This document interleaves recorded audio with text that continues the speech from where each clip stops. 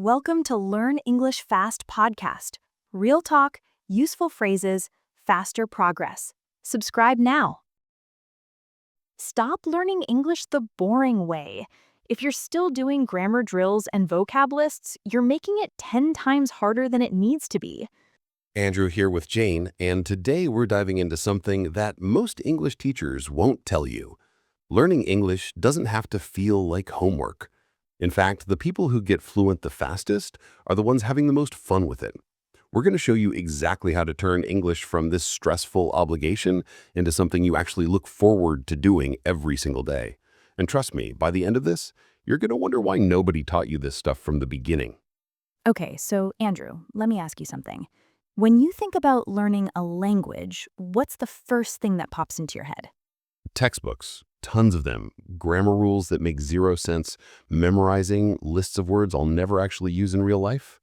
Exactly. And that's the problem right there.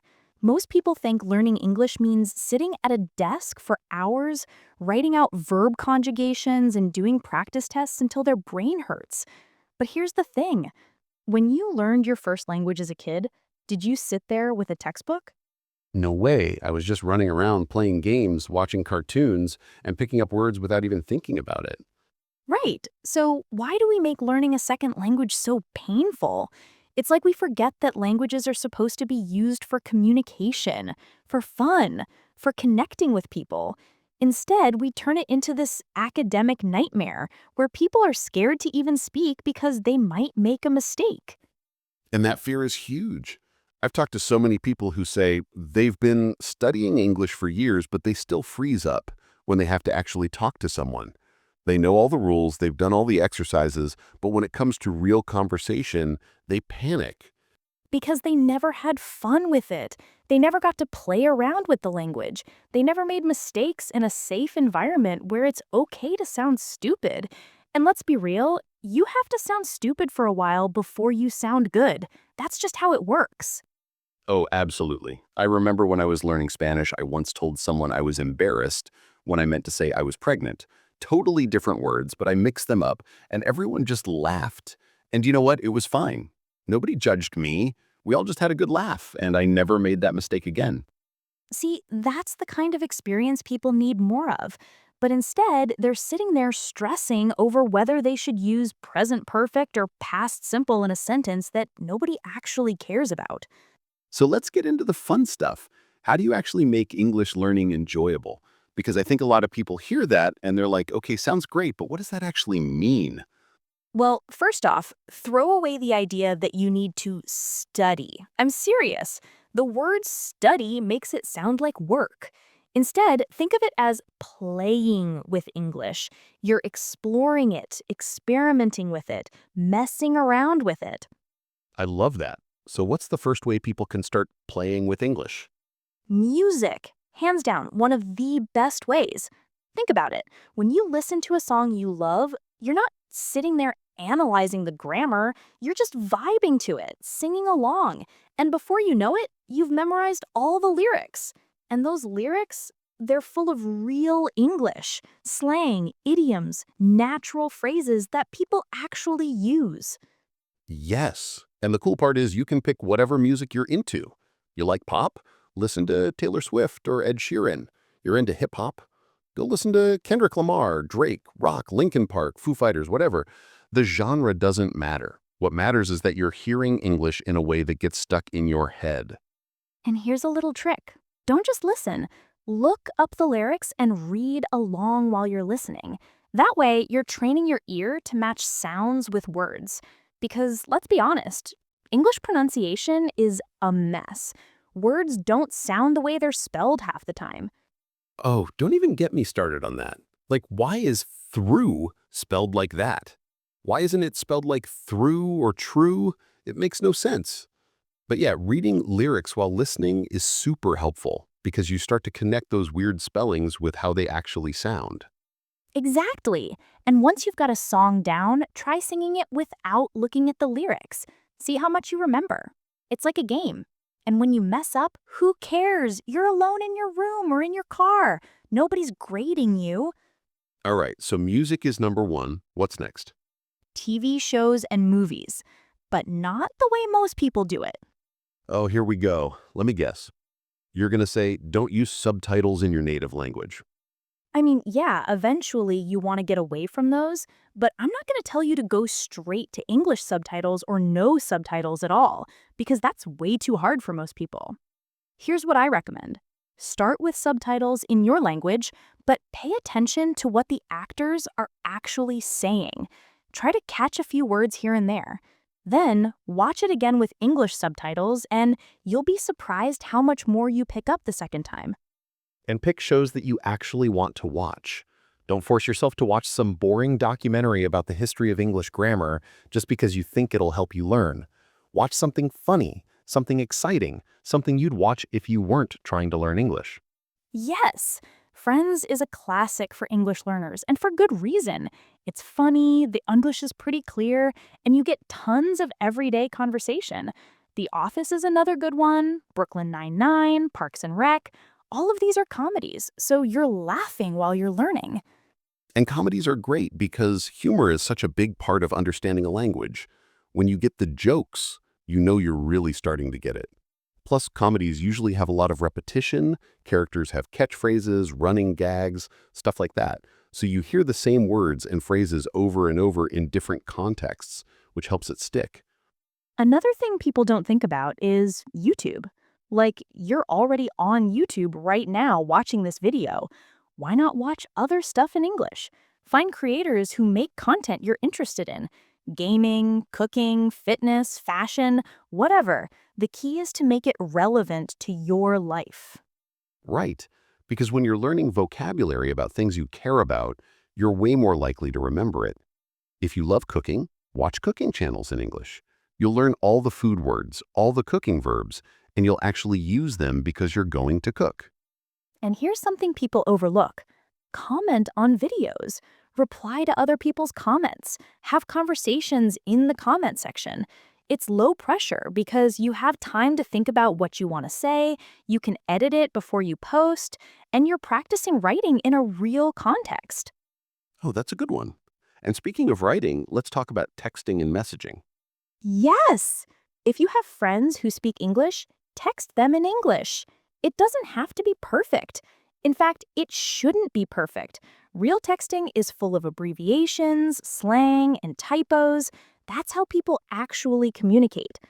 And if you don't have friends who speak English, there are tons of apps and websites where you can find language exchange partners. You help them with your language, they help you with English. You can text, voice chat, video call, whatever you're comfortable with. Exactly. And this is where the fun really comes in because you're making real connections with real people. You're not just doing exercises in a book, you're actually using English to talk about your life, your interests, your opinions. Which brings me to another point. Stop trying to be perfect. Seriously, perfection is the enemy of progress when it comes to languages. Preach. I see so many people who are so scared of making mistakes that they just don't speak at all. And then they wonder why they're not getting better. It's like, you have to make mistakes. That's literally how you learn. When you were a baby learning your first language, you made mistakes constantly. You said things wrong, you mixed up words, and nobody cared. Everyone was just excited that you were trying to communicate. And the same should be true for learning a second language.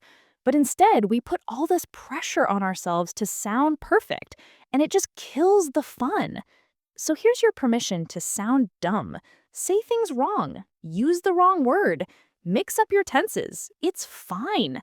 People will understand you anyway, and you'll get better over time. And honestly, native English speakers make mistakes too. We say things like, I could care less, when we mean I couldn't care less. We mix up your and your. We end sentences with prepositions even though we're not supposed to. Language is messy, and that's okay. So true. All right, what else makes learning English fun? Oh, games. Video games, board games, card games, whatever. Oh yeah, video games are amazing for language learning. If you're playing an RPG or an adventure game with a lot of dialogue, you're reading and hearing English for hours without even thinking about it as studying. And a lot of games let you change the language settings. So if you're playing something you've already played in your native language, try switching it to English. You already know the story, so it's easier to follow along and pick up new words. Plus, gaming communities are huge. You can join Discord servers, Reddit communities, Twitch chats, all in English. You're interacting with people from all over the world, and everyone's just there to have a good time and talk about games. Same with hobbies. Whatever you're into, there's an English-speaking community for it. Photography, knitting, skateboarding, whatever. Join forums, watch tutorials, read blogs. You're learning English while doing something you love. And that's the secret, really. The more you can tie English to things you already enjoy, the less it feels like learning and the more it feels like living. So here's the big realization that changed everything for me when I was helping people learn English. Are you ready? Hit me. English is not a subject, it's a tool. When you treat it like a school subject, it's boring, it's stressful, it's something you have to get through. But when you treat it like a tool, it becomes exciting because now you can do things you couldn't do before. Oh, that's good. Say more about that. Think about it. When you learn English, you're not just learning grammar rules. You're unlocking the ability to talk to billions of people. You can travel to more places and actually communicate. You can watch movies and shows without subtitles. You can read books, play games, browse the internet in a whole new way.